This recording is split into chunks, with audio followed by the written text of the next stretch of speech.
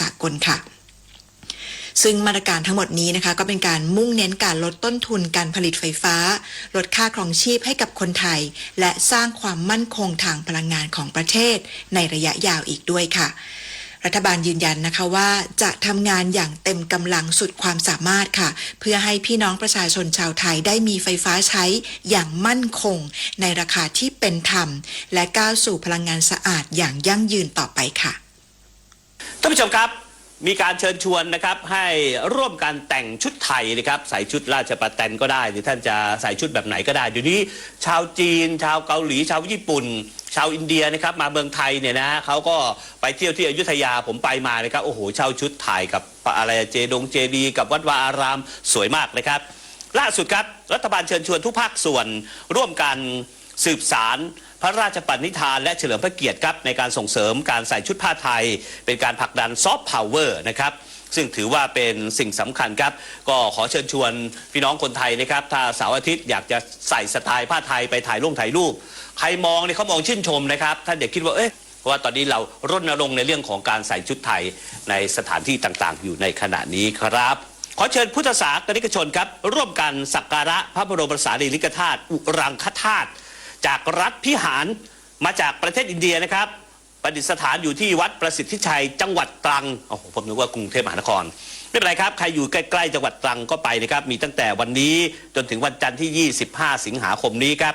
วัดประสิทธิชัยอยู่ที่อำเภอเมืองจังหวัดตรังครับก็เปิดให้พุทธศาสนิกชนนั้นสามารถเข้าสักการะได้ทุกวันนะครับตั้งแต่8 โมงเช้าไปถึง2 ทุ่มเลยทีเดียวครับประเทศไทยเป็นเจ้าภาพจัดการแข่งขันศึกวอลเลย์บอลชิงแชมป์โลกนะครับวันนี้วันแรกนะครับเริ่มนัดแรกเนี่ยท่านผู้ชมครับวันนี้4 โมงเย็นมีการถ่ายทอดนะครับเป็นคู่ของอะไรเช็กเชียผมอาจจะอ่านผิดอ่านถูกนะครับเป็นภาษาอังกฤษมากับอาร์เจนตินาเวลา4 โมงเย็นวันนี้วันแรกเลยครับการแข่งขันนั้นมีขึ้นนะครับตั้งแต่วันนี้ไปจนถึงวันที่7 กันยายนครับก็คงจะเป็นการถ่ายทอดสดทางสถานีโทรทัศน์หลากหลายนะครับการแข่งขันก็มีตั้งแต่ที่จังหวัดเชียงใหม่ภูเก็ตนครราชสีมาและที่กรุงเทพมหานครนะครับส่วนที่นครปฐมก็มีราชบุรีก็มีนะครับก็ลองคีย์เข้าไปในอินเทอร์เน็ตว่าวอลเลย์บอลชิงแชมป์โลกจัดที่เมืองไทยแข่งกันวันไหนบ้างนะครับ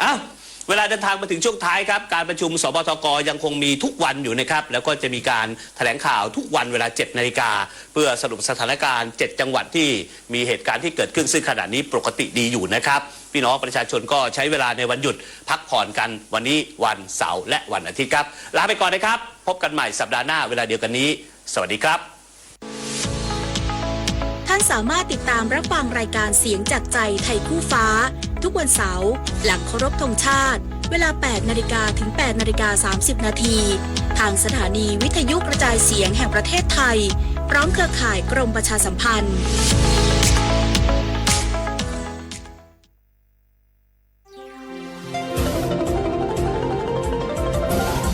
วิทยุแห่งประเทศไทยให้ความรู้คู่ความสุข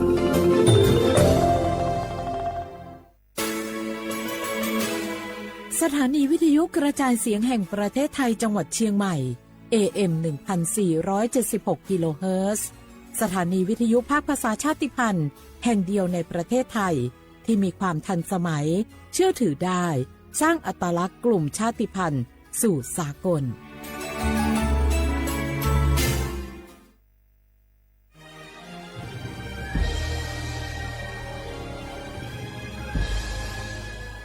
เกิดเป็นคนไทยเติบโตบนผืนแผ่นดินไทยจงภูมิใจในความเป็นไทยชาติไทยเรานั้นนับเป็นชาติที่มีความเป็นมาเก่าแก่ยาวนานเรามีภาษาวัฒนธรรมและมีสิ่งต่างๆที่เป็นเอกลักษณ์ให้เราได้ภาคภูมิใจในความเป็นคนไทยเราควรเห็นคุณค่าและมีความรักชาติหวงแหนแผ่นดินอันเป็นมรดกของบรรพชนร่วมภาคภูมิใจในความเป็นไทย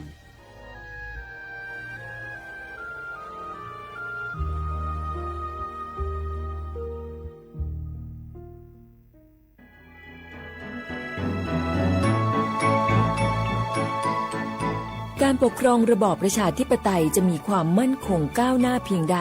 ขึ้นอยู่กับการที่ประชาชนในชาติรู้จักสิทธิเสรีภาพทำหน้าที่ตามความรับผิดชอบและมีคุณธรรม เมื่อมีความคิดเห็นที่แตกต่างเราจึงต้องเรียนรู้และแก้ปัญหาไปด้วยกันด้วยความสามัคคีปรองดองของคนไทยทั้งชาติเพื่อก้าวสู่ประชาธิปไตยที่มั่นคงรู้สิทธิรู้หน้าที่ตามวิถีประชาธิปไตย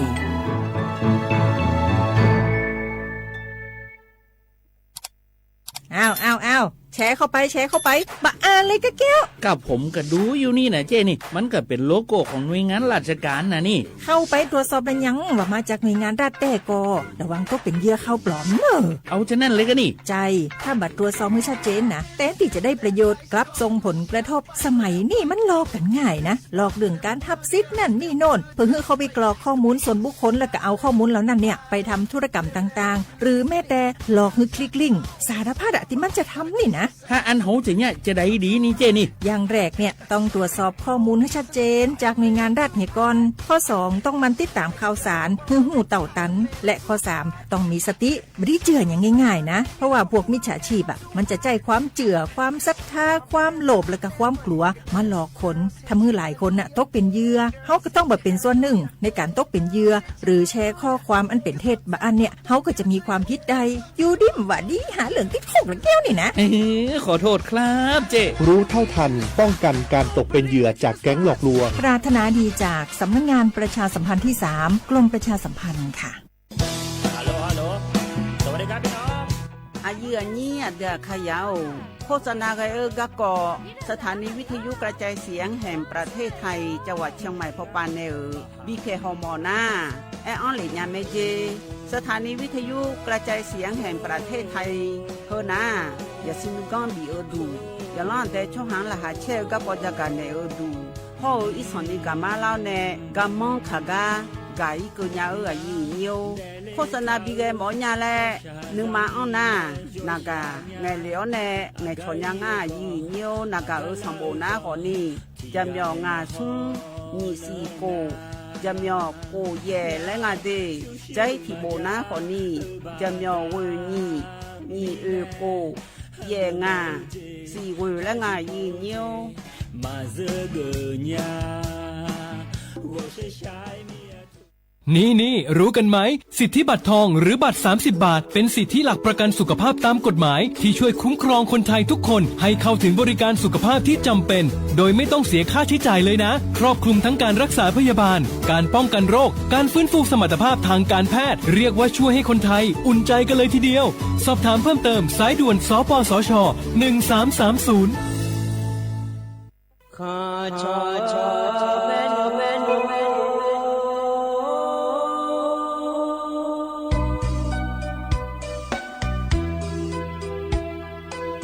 你照顾灵到我土呀卡不，让你怎么灵到我朝呀卡不，错怕马西早茶路那一个，什么个那马西过来呀一个，可努马西。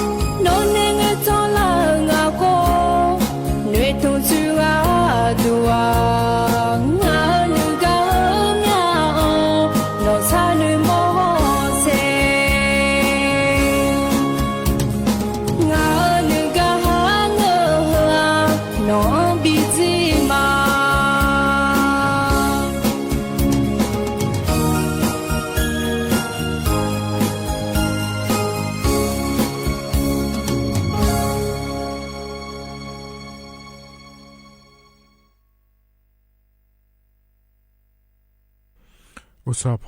อุดุธรรมเดเยนิโยอานาลุเนรอเยนิโยนิมสอนะขอเนี่ยจนเจอโกนงนฉลาแม่เยนิวันเสาร์เงินงานแหน่เยนิรอ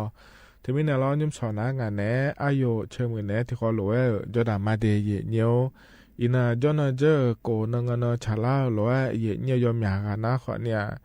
อินาเขาในอาคารนึงสอกันนะยานะอันเนาะฉลาแม่เดก็จะมือจะขอตัวแม่ลอยเธอเนี่ยบริเวณเนี่ยก็มัวเดือดแม่ราชการปาหยอกมัวแม่เขาเนี่ยลอยเยอะเธอแต่มันก็เราสมบูรณ์ยาขอเนี่ยอินเนาะเขาเนี่ยอาคารนึงสอนนะกว่านาอันเนาะฉลาแม่เนี่ยที่นาขอเนี่ยโกนเนาะจ้อเนาะขอพิเศษจ้ออีขอเนี่ยจ้อลอยเนี่ยที่นาอีกคนจ้อเนี่ยเราดามันอย่าชอบบ้าเดี๋ยวขอเนี่ยจ้อเราสมบูรณ์ยานาเราเลยนี่ถึงมีเนี่ยเราเลยนี่โกนเนาะจ้อเนาะหัวร้อยฉลาหรือว่าลอยเนี่ยอยู่หายังมึงจะขอตัวป้าแม่ย่อยๆชาวบ้านยานี่แม่ยาแม่เนี่ยอายามะฉลาแม่เดยเนื้อเดที่มีเนี่ยเราดามาขอนี่เราอยู่หายามอายาบีเนี่ยเนี่ยเฮก็เจก็ก็แม่เนี่ยเราเนื้ออยู่หายาขอนี่อยู่หาหือล้างเงี้ยแม่อยู่หาที่อาแต่ยาจ้องเงี้ยรู้แล้วเรามึงจะขอตัวเธอเนี่ยจะตัวป้าแม่ยุ่มละเลือป้าแม่เราย่อยๆชาวบ้านยาผายและเดยเนื้อยุ่มสวัสดิ์ที่ขอรู้ว่าจะดามาเดยเนื้อเดอินาจนเจอโกนงานเกล่าหลวยรอเยนาลีเยหลานเน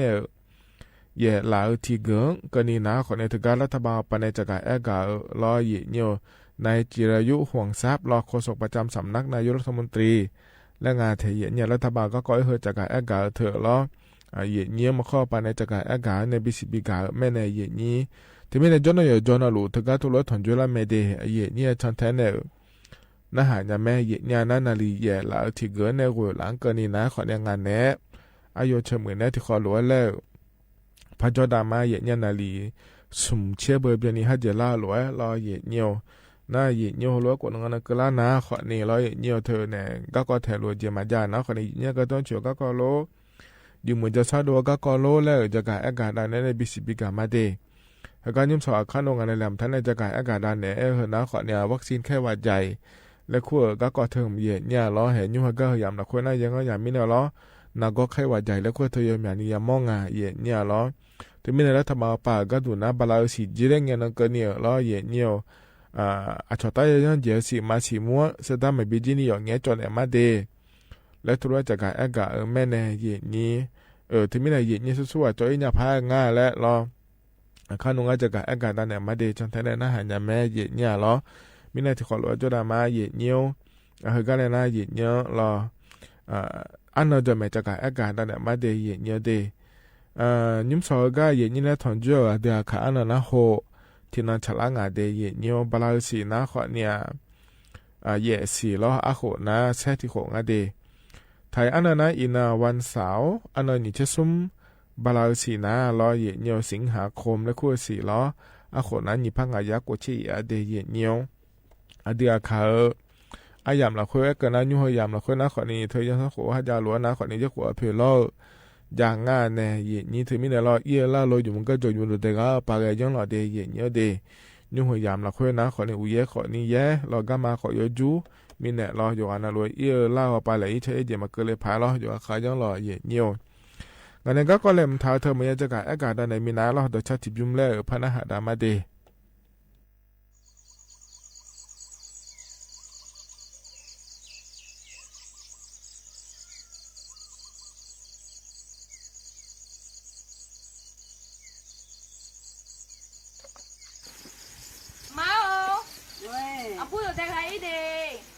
chị tôi thấy cái là trẻ sẽ lên hơi thì nó mỏng dần mà khó tao nhiều mà chọn này là yêu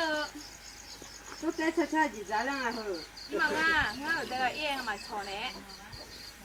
tôi thấy sẽ phán cho giờ nào tôi thấy sẽ phán ở trong hai lệ thôi chỉ là giá đó sao phải là sao mới đi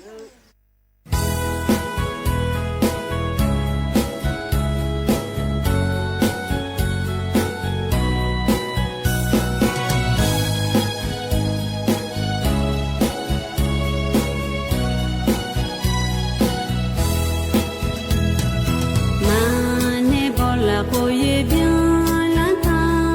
jane bon la chenga ko ja ta eni ma te je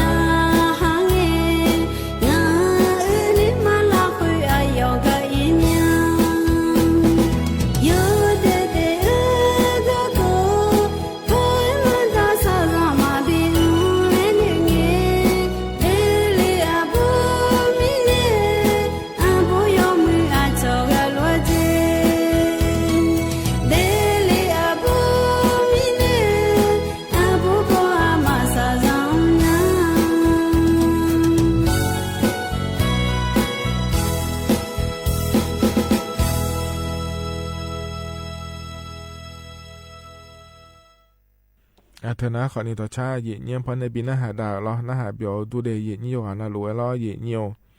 แล้วก็จะนอนปลาอ้อนในหน้าหาล่าโยหานาลัวดูธรรมะล้อมาเข้าไปในหน้าหามาเฟซบุ๊กไปในหน้าหามาเดที่ขอลัวจดามาเย่เนียวแล้วก็ในหน้างานเนี่ยก็แหลมถ่ายเฮจะกะอากาศด้านเนี่ยมาเย่เนียวนั่นก็จะกะอากาศด้านเนี่ยล้อเย่เนียวที่ก่อนหน้าล้อเย่เนียวเธอเย่เนียวเดือดถ่ายช่อหาสีมาสีม่วงล้อวัคซีนไข้หวัดใหญ่และขั้วเธอจอนเนี่ยอินุมก็ขอเนี่ยจะหลวงอาศิเดเยเนเดบาลาสีจีเรื่องเกินเนี่ยสะดามันบิจินี่รอจอนเนี่ยมาเจเยเนี่ยรอเธออากเจอยู่มือขอเนี่ยรอเนี่ยรักษาเขาปะรอเดือดถ่ายช่อหานะข้าราชการและขั้วอะไรเนี่ย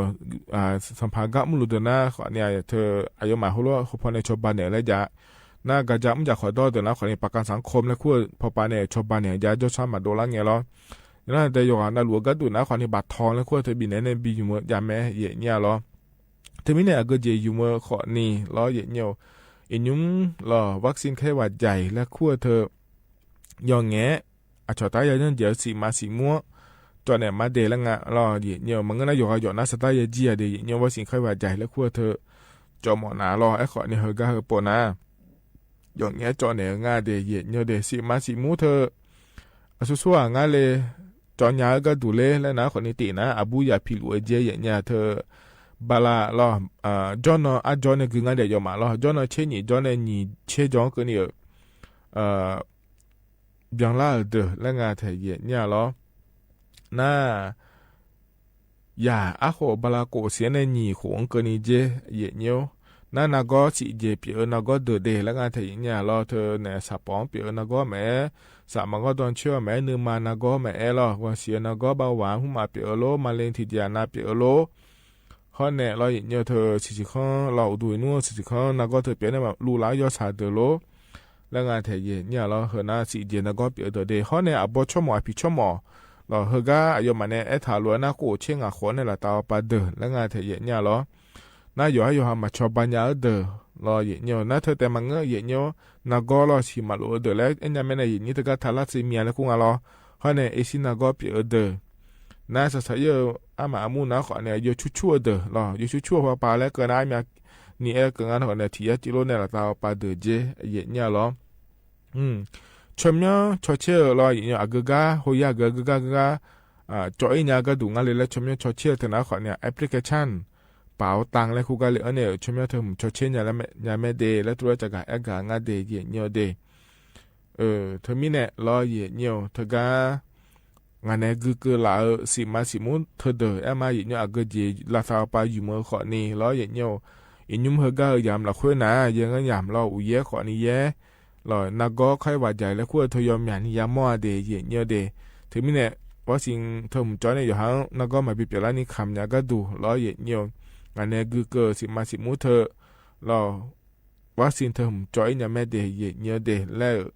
จากการอากาศด้านนั้นบิสิบิกาเลเดย์เยี่ยเลเดย์เยี่ยอันนั้นจะที่ก็ดูนะขอนี่ยุ่มรอเยี่ยเธอก็เยี่ยนี้อับโม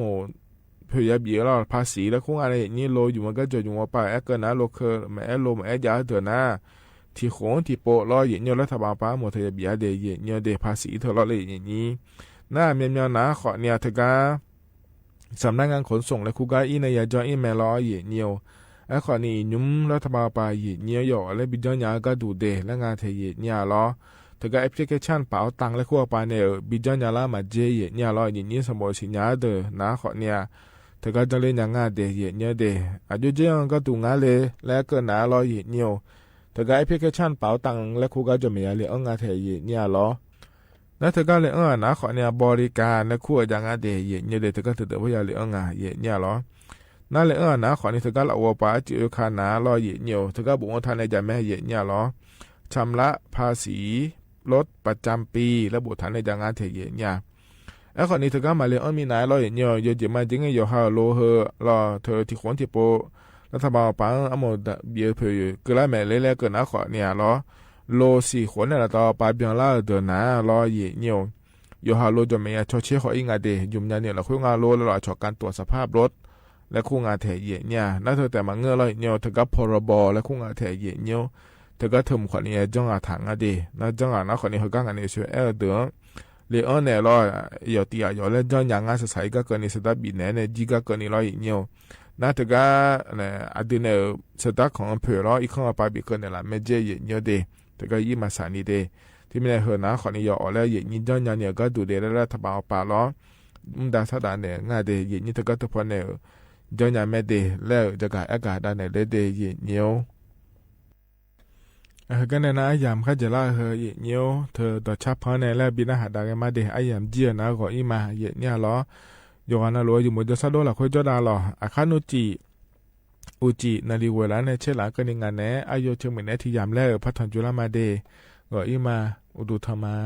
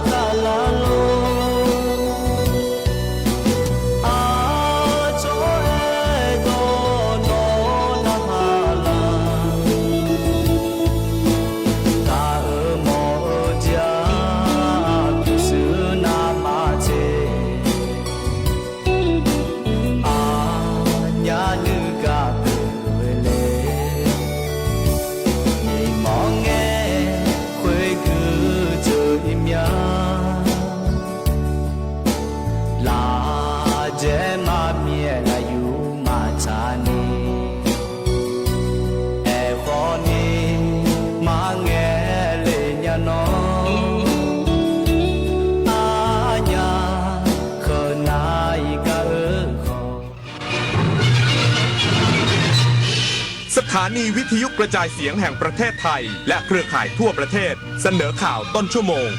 รู้เร็วรู้จริงเกาะติดทุกสถานการณ์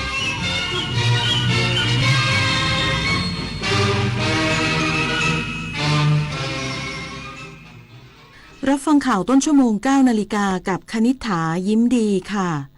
ที่ประชุมคณะกรรมการชายแดนส่วนภูมิภาคไทยกัมพูชาเห็นชอบร่วมกันจัดทำทุ่นระเบิดเพื่อมนุษยธรรมอีกสักครู่กลับมาติดตามรายละเอียดค่ะคุณรู้สึกถึงมันหรือเปล่ามันอยู่รอบตัวเราแต่เรามองไม่เห็นมันแทรกซึมเข้าสู่ร่างกายของเราอย่างง่ายดายมันคือ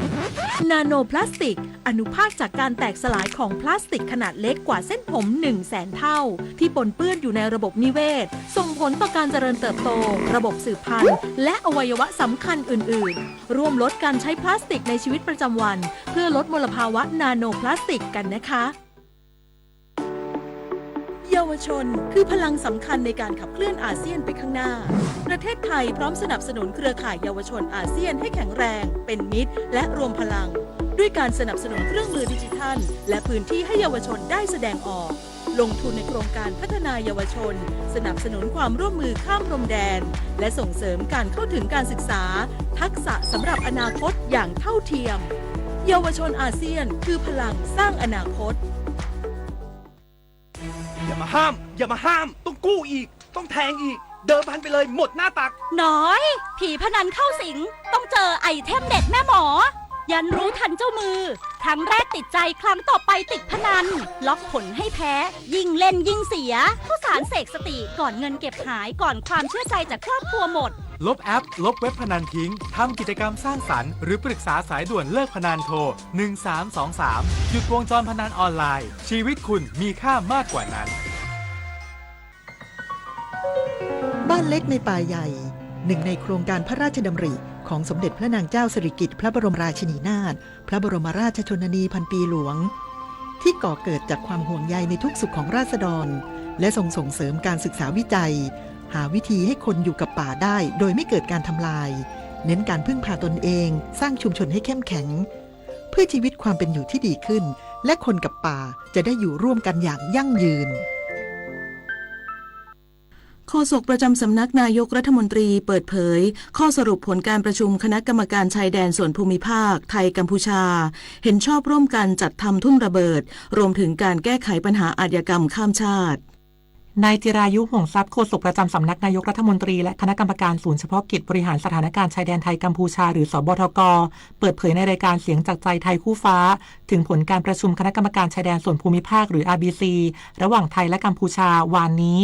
ว่าพลโทอมฤตบุญสุยาแม่ทัพภาคที่1ได้รายงานว่าทั้งสองฝ่ายเห็นชอบร่วมกันในการร่วมมือกำจัดทุ่นระเบิดเพื่อมนุษยธรรมซึ่งจะมีการหารือในรายละเอียดอีกครั้งในการประชุมคณะกรรมการชายแดนทั่วไปหรือ GBC รวมทั้งเห็นชอบร่วมกันในการแก้ไขปัญหาอาชญากรรมข้ามชาติโดยเฉพาะแก๊งคอร์เซ็นเตอร์จะใช้เวทีมหาดไทยของกัมพูชาหารือกับหน่วยงานของไทยนอกจากนี้ทั้งสองฝ่ายยังเห็นชอบให้มีการจัดตั้งชุดประสานงานหรือ CG และคณะกรรมการชายแดนส่วนท้องถิ่นเป็นกลไกรองรับคณะกรรมการชายแดนภูมิภาคหรือ RBC ในการแก้ไขปัญหาระดับพื้นที่ส่วนการแก้ไขปัญหาละเมิดบันทึกความเข้าใจระหว่างรัฐบาลไทยและรัฐบาลกัมพูชาว่าด้วยการสำรวจและจัดทำหลักเขตแดนทางบกหรือ MOU 43 นั้นกัมพูชาขอให้ใช้กลไกอื่นในการดำเนินการธนพร ปรุณฤทธิ์รายงานสำหรับสถานการณ์ในพื้นที่7จังหวัดชายแดนไทยกัมพูชาตลอดคืนที่ผ่านมายังคงปกติกองทัพตรึงกำลังเฝ้าระวังตลอด24ชั่วโมงและพร้อมตอบโต้หากมีการละเมิดอธิปไตยไทยทั้งนี้ศูนย์เฉพาะกิจบริหารสถานการณ์บริเวณชายแดนไทยกัมพูชาได้สรุปสถานการณ์ชายแดนไทยกัมพูชา11จุดใน7จังหวัดจากฝ่ายความมั่นคงยังคงปกติกองทัพตรึงกำลังและเฝ้าระวังตลอด24ชั่วโมงเพื่อรับมือทุกความเคลื่อนไหวและพร้อมตอบโต้หากมีการละเมิดอธิปไตยไทยโดยรัฐบาลยืนยันว่าจะใช้ทุกกลไกทั้งการทูตและความมั่นคงเพื่อแก้ไขปัญหาเชิงรุกอย่างเป็นรูปธรรมโดยจะไม่ยอมให้มีการล่วงล้ำเขตแดนไม่ว่าในรูปแบบใดและพร้อมใช้ทุกมาตรการที่จำเป็นในการตอบโต้กัมพูชาอย่างเหมาะสมส่วนกรณีที่มีการปล่อยข่าวเท็จว่าไทยเรียกประชุมรัฐสภาเพื่อประกาศสงครามยืนยันไม่เป็นความจริงจังหวัดเลยเตรียมความพร้อมรับมือสถานการณ์น้ำท่วมฉับพลันน้ำป่าไหลหลากและดินโคลนถล่มพร้อมแจ้งเตือนประชาชนพื้นที่เสี่ยงเฝ้าระวังสถานการณ์น้ำระหว่างวันที่ 24 ถึง 28 สิงหาคมนี้นายชัยพจน์ จรูนพงศ์ผู้ว่าราชการจังหวัดเลยเปิดเผยว่ากองอำนวยการป้องกันและบรรเทาสาธารณภัยจังหวัดเลยได้รับแจ้งจากกองอำนวยการป้องกันและบรรเทาสาธารณภัยกลางซึ่งได้ติดตามสภาวะอากาศและพิจารณาปัจจัยเสี่ยงกับสำนักงานทรัพยากรน้ำแห่งชาติมีประกาศเรื่องการเฝ้าระวังสถานการณ์น้ำหลากดินโคลนถล่มน้ำท่วมขังและน้ำล้นตลิ่งห่วงระหว่างวันที่ 24-28 สิงหาคมนี้โดยคาดการณ์สภาพอากาศพบว่าจะมีฝนตกหนักถึงหนักมากบางพื้นที่และมีพื้นที่บางส่วนเสี่ยงต้องเฝ้าระวังสถานการณ์น้ำหลากดินโคลนถล่มน้ำท่วมขังและน้ำล้นตลิ่งซึ่งจังหวัดเลยมีพื้นที่เสี่ยงเฝ้าระวังได้แก่อำเภอเมืองเลยอำเภอเชียงคานอำเภอนาแห้วและอำเภอวังสะพุงทางนี้ได้แจ้งเตือนประชาชนในพื้นที่เสี่ยงให้เฝ้าระวังและเตรียมพร้อมรับสถานการณ์ตลอด 24 ชั่วโมงพร้อมกำชับหน่วยงานด้านการป้องกันและบรรเทาสาธารณภัยจะเตรียมวัสดุอุปกรณ์เครื่องมือเครื่องใช้และยานพาหนะรวมทั้งเจ้าหน้าที่เผชิญเหตุพร้อมปฏิบัติการให้ความช่วยเหลือประชาชนตลอด 24 ชั่วโมงปณภัทร แสงสีเรืองสวทเลยรายงานจบข่าวคณิษฐายิ้มดีอ่านรับฟังข่าวครั้งต่อไปเวลา 10 นาฬิกาค่ะติดตามข่าวที่นำเสนอไปแล้วได้ที่ www.thainews.prd.go.th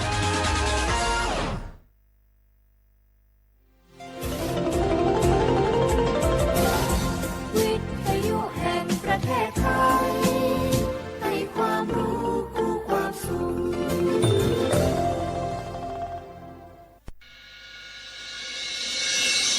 สถานีวิทยุกระจายเสียงแห่งประเทศไทยจังหวัดเชียงใหม่ AM 1476 กิโลเฮิรตซ์สถานีวิทยุภาคภาษาชาติพันธุ์แห่งเดียวในประเทศไทยที่มีความทันสมัยเชื่อถือได้สร้างอัตลักษณ์กลุ่มชาติพันธุ์สู่สากล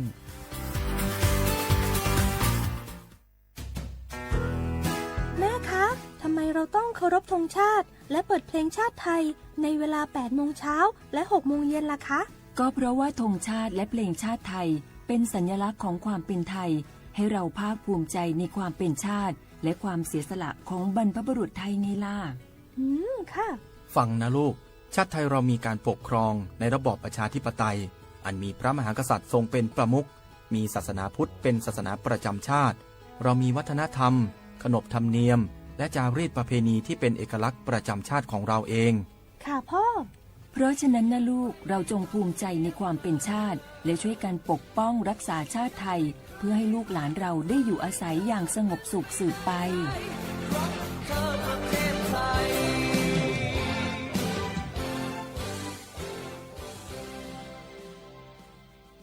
โอกาสก้าวสู่เส้นทางศิลปินกลับมาอีกครั้งพร้อมปรากฏการณ์ครั้งใหม่ที่รวมการประกวดร้องเพลงไทยอมตะร่วมสมัยทั้งเพลงลูกทุ่งและลูกกรุงไว้ในเวทีเดียวกันกับโครงการเยาวชนสืบสานเพลงรักไทยโดยสำนักงานทรัพย์สินพระมหากษัตริย์ซีซั่น 2 เปิดรับสมัครตั้งแต่วันนี้ถึง 15 มิถุนายน 2568 ชิงถ้วยพระราชทานและรางวัลกว่า100,000 บาทติดตามข้อมูลเพิ่มเติมได้ทาง Facebook เยาวชนสืบสานรักเพลงไทย กู้ภัยโทรมาบอกว่าป่อน้องรถแฉลบน้องบ่คิดบ่ฝันเลย ว่าวันนั้นจะเป็นวันสุดท้ายร้อยปันเหตุการณ์หลากหลายความสูญเสียบนท้องถนนบ่มีระยะปลอดภัยสำหรับคนบ่ใส่หมวกกันน็อก 69% หมวกกันน็อกช่วยลดความรุนแรงของการบาดเจ็บศีรษะและสมอง 39% หมวกกันน็อกช่วยลดความเสี่ยงในการเสียชีวิตของคนขับและคนซ้อนท้ายปีครับน้องขอให้ปีขี่รถปลอดภัยถูกวินัยจราจรใส่หมวกกันน็อกทุก